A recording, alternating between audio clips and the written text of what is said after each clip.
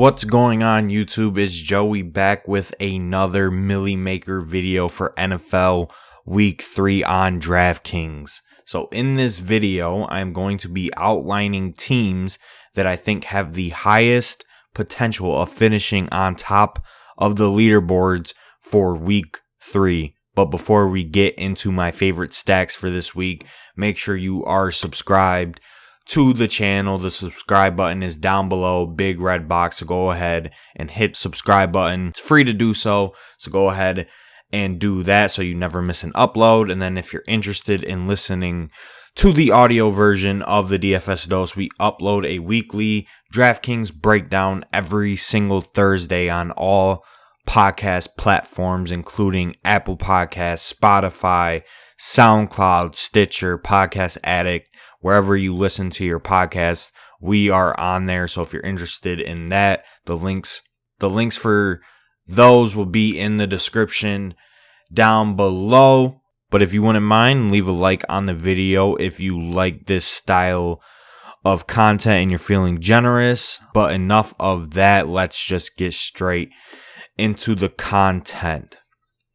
So we have an interesting Week 3 slate that features many high total games, and I think the game that everybody is going to gravitate towards for Week 3 is obviously the Seahawks and Cowboys game. As you can see on the screen right here, Russell Wilson and Dak Prescott are the two highest priced quarterbacks on DraftKings for this week. The Seahawks are currently 4.5 point favorites with a total of 55 points, the highest on the slate by far. The game features two great offenses led by two of the best quarterbacks in the NFL. Obviously, I just mentioned Russell Wilson and Dak Prescott. And the thing with the Seahawks is the let Russ cook narrative is coming to fruition in 2020. The Seahawks rank second in passing rate over expectation. So they're essentially just letting Russell Wilson air it out on these defenses. And we saw that last week against New England. I mean, New England is my favorite team if you didn't know. And Russell Wilson went and dropped 5 touchdowns on our head, which was very embarrassing of the Patriots defense. But they want Russell Wilson to throw the ball and throw the ball often. A crazy statistic, if you don't know, is Russell Wilson has 9 touchdowns on the year, by far the most in the NFL through the first 2 weeks, and only 10 incompletions.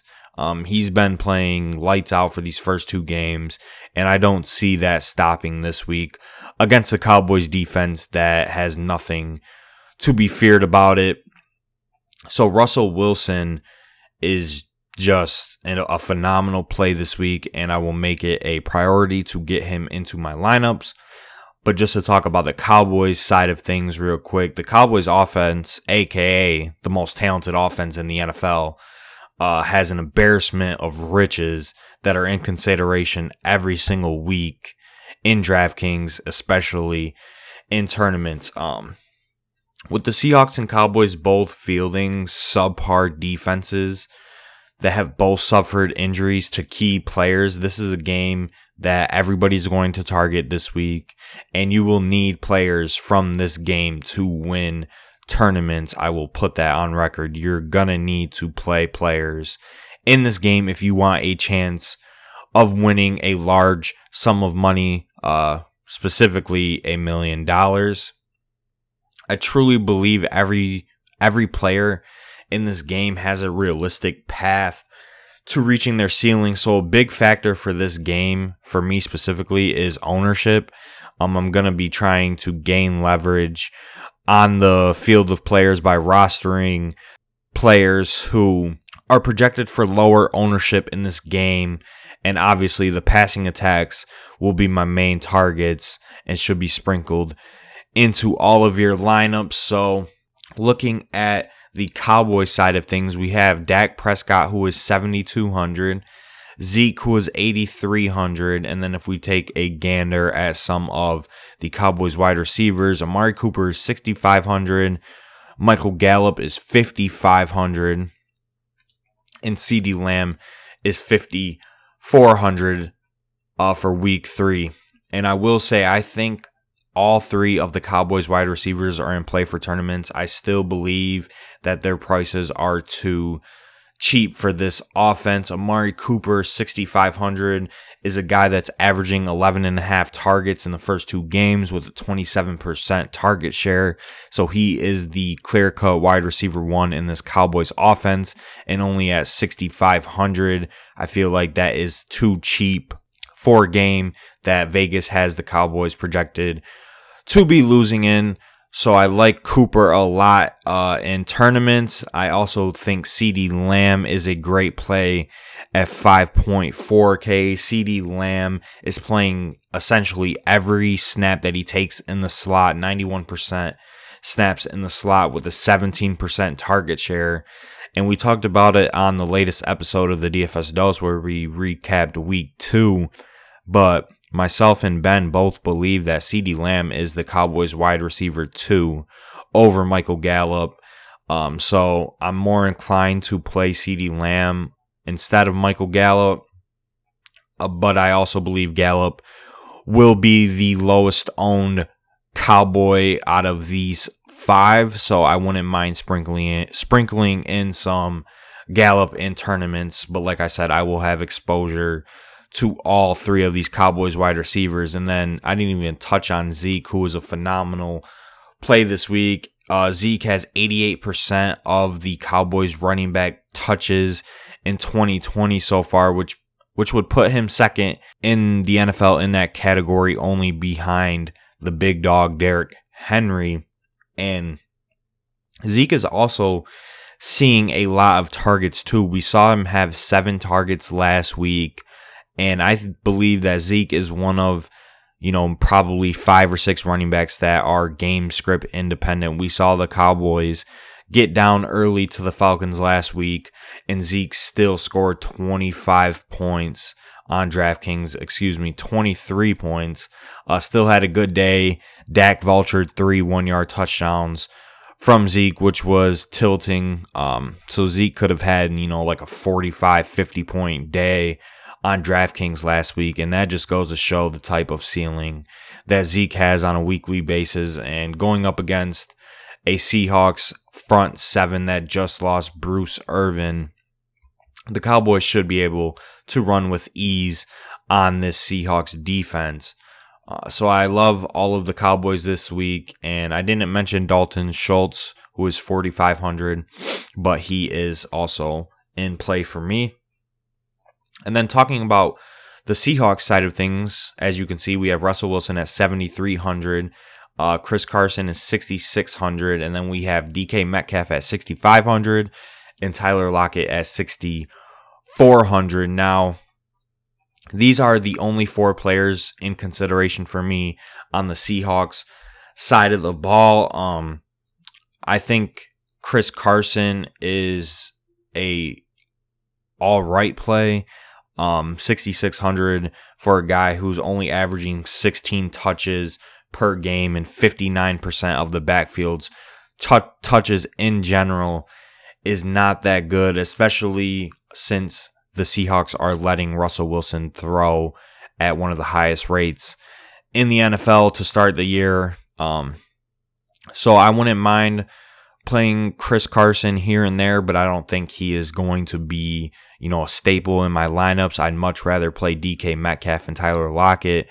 The thing with them is those are the 2 main guys in Seattle, and we know that Russell Wilson is going to target them. The target share in Seattle is essentially condensed into these 2 players. I mean, you might see guys like Disley, Greg Olsen, David Moore occasionally get 2, 3, maybe 4 targets. But Metcalf and Lockett are the target hogs on the Seahawks, so they are going to be my favorite plays in tournaments this week. DK Metcalf at 6,500. I mean, this is just a grown-ass man who could beat any quarterback. He beat Gilmore on a long touchdown. Tyler Lockett is the safer of the 2, as he will essentially get more targets than DK Metcalf. As we've seen right here, he's gotten 8 targets in both games, 7 catches, 8 catches, and has put up a solid fantasy day in both. scoring a touchdown against New England. But when I am playing tournaments, I am prioritizing upside, and I believe DK Metcalf has a higher upside than Tyler Lockett.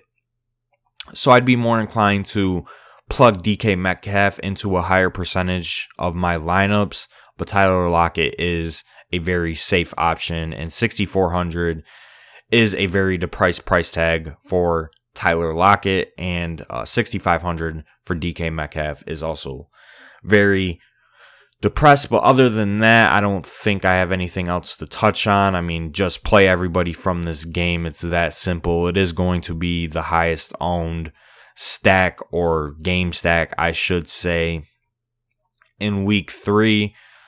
So you're obviously going to want to sprinkle in some plays from some other games. But like we saw in week 2 with the Falcons and Cowboys stack winning tournaments, which was chalk, you can play these guys who are projected to have high ownership and still take down tournaments. You don't need to fade high-owned guys in tournaments if they are the best plays on the slate, but you should keep ownership in the back of your mind. An easy way, for example, last week to get leverage on the field was by playing Dalton Schultz, who was the least highest owned Cowboy, over a guy like Michael Gallup, who ended up getting only 6 points last week. So that's a way that you can differentiate your lineups this week. So maybe you could play some guys that I didn't include here, or that I mentioned, like Will Dissly, Greg Olsen, etc. But those guys that I outlined are the main targets for me in this week. But we're going to move on to an underrated game for week 3 that I feel like has a lot of potential for DFS purposes, and that is the Cardinals and Lions game. So as we can see right here, Kyler Murray is 6,800 this week, and Matt Stafford is 6,300. Now this game, the Cardinals are favored by 5.5 points with a total of 55, which is the second highest total on the slate, right behind the Cowboys total. With everyone planning on playing the Dallas Cowboys and Seahawks game, I think there is an opportunity to get leverage in tournaments by targeting this matchup. The Lions are a team that we are going to be targeting in DFS in 2020 for the entire season. This is a team with essentially no pass rush, no secondary, and they are just getting absolutely annihilated by any team that they face. I mean, they just got 42 points hung on them by Aaron Jones and Aaron Rodgers. Their secondary is severely depleted. Jeff Okudah is banged up. He did play last week, but coming off a hamstring injury, there's obviously some concerns there. Desmond Trufant is hurt. Justin Coleman went on IR, who was their nickel cornerback. So they're playing, some 4th, 5th stringers in that secondary, which does not bode well for their outlook as a defense. And Kyler Murray is going to absolutely feast on this Lions defense in week 3. Kyler Murray is a guy that has fantasy upside for 2 reasons. The Cardinals want to operate at the fastest pace in the NFL, and we've seen that the first 2 weeks as they've ran the most plays and have played at the fastest rate. So if you don't know, playing at a faster rate and running more plays obviously creates more opportunity for Kyler Murray to score fantasy points, as the Cardinals offense is going to be running more plays. So if the Cardinals run 70 to 80 plays in this game, Kyler Murray is going to absolutely feast. And the second point is Kyler Murray has elite rushing upside. He's reached 67 yards rushing in both games this year. 67 or more yards rushing, I should say. And it seems like the Cardinals are making it a priority to get him rushing attempts, or to design plays specifically where he runs the ball. So as we've seen, last week he had 8 rushing attempts.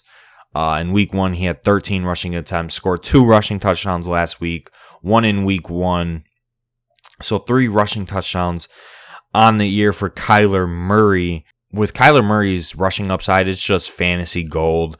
This is going to be a guy that I'm going to be targeting every single week in DraftKings as long as he doesn't reach, the price tier of Mahomes or Lamar Jackson. And I think Kyler Murray compares to Lamar Jackson very well. I mean, these are two quarterbacks with elite fantasy upside due to their rushing ability.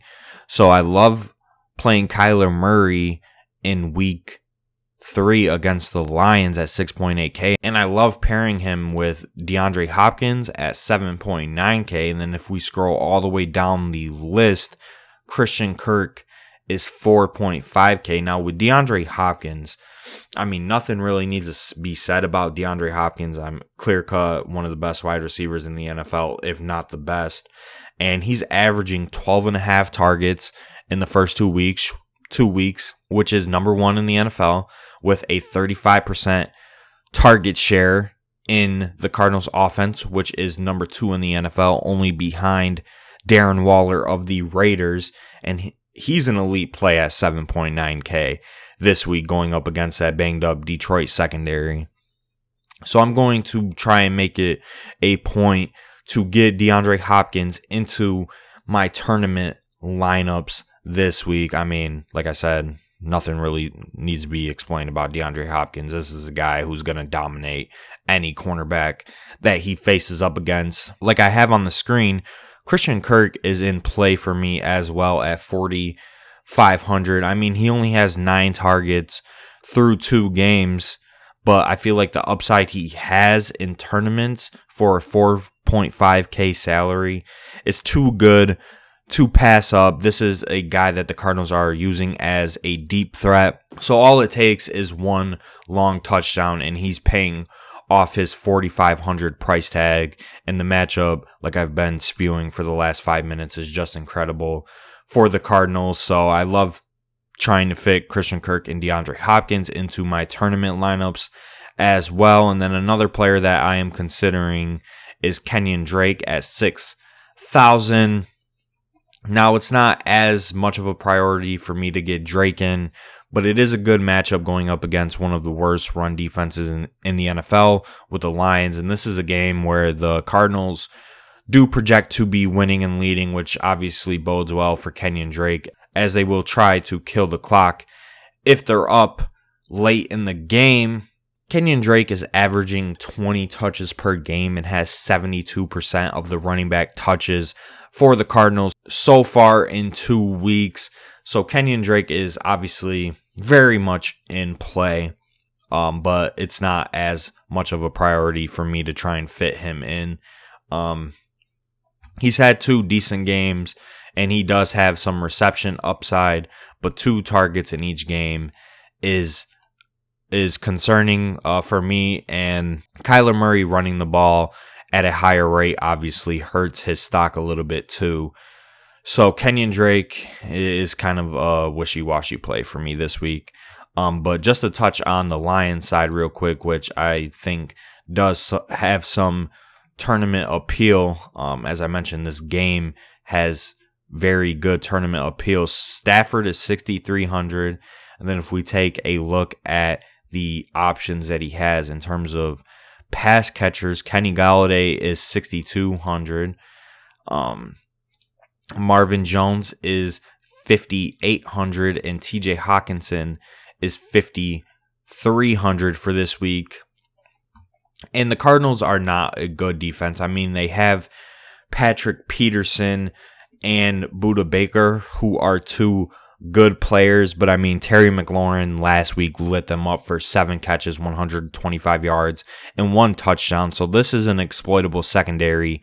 And with Kenny Golladay coming back for week 3, most likely, it obviously will help the Lions offense get back on the right track, which they have largely looked very inefficient and terrible for this first 2 weeks. And 6,200 for a player of Kenny Galladay's caliber is just too cheap. This is a guy who finished as a top 10 fantasy wide receiver last year, with Stafford only playing in 8 games. So I like playing Kenny Golladay in tournaments a lot as a bring back option. You know, if you stack Murray and DeAndre Hopkins, run it back with Kenny Golladay, I think that is an elite tournament stack for week 3, and I will definitely be running that stack in several tournament lineups. And then I think Marvin Jones and TJ Hawkinson are also solid plays. I don't think it's a priority to try and fit them in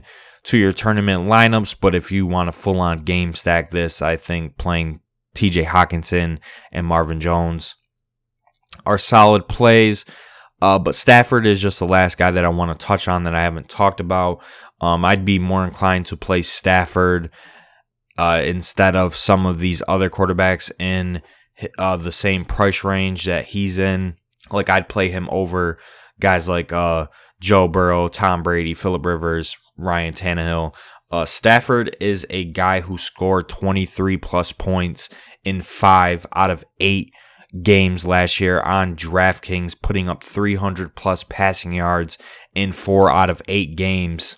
So we've seen Stafford put up good fantasy days just recently as last year, and I think with the addition of Kenny Golladay, getting himself back into the lineup will help Stafford a lot. It will give him his number one target that he's been in dire need of for the first 2 weeks, and this should get the Lions offense back on track.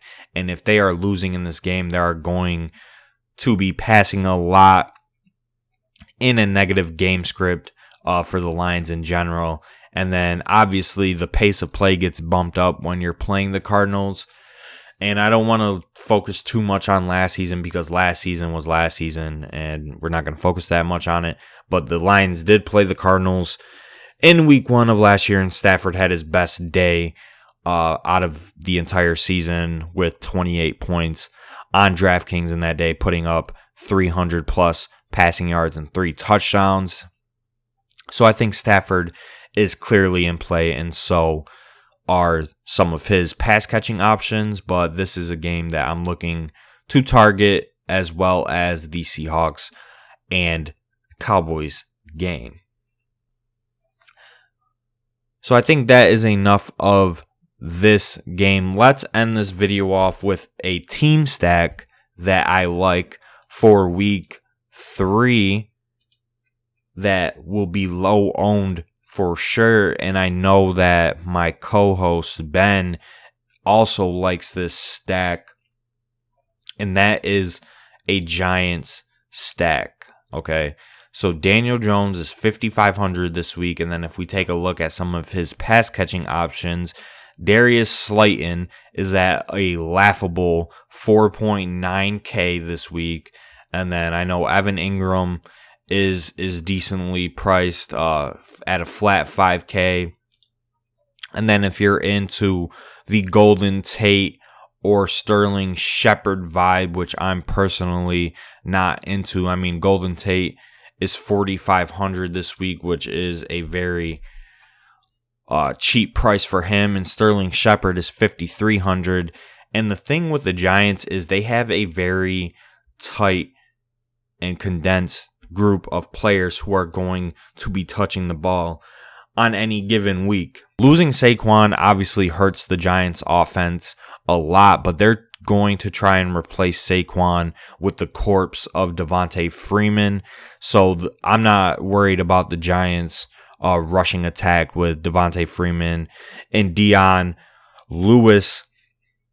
So that leaves Daniel Jones and my guy, the DFS Doses guy, Darius Slayton, to feast on this injury-plagued 49ers defense, who suffered key injuries to Nick Bosa, Solomon Thomas, Richard Sherman, D Ford, and then on the offensive side of the ball, George Kittle, Raheem Mostert, Tevin Coleman, Deebo Samuel.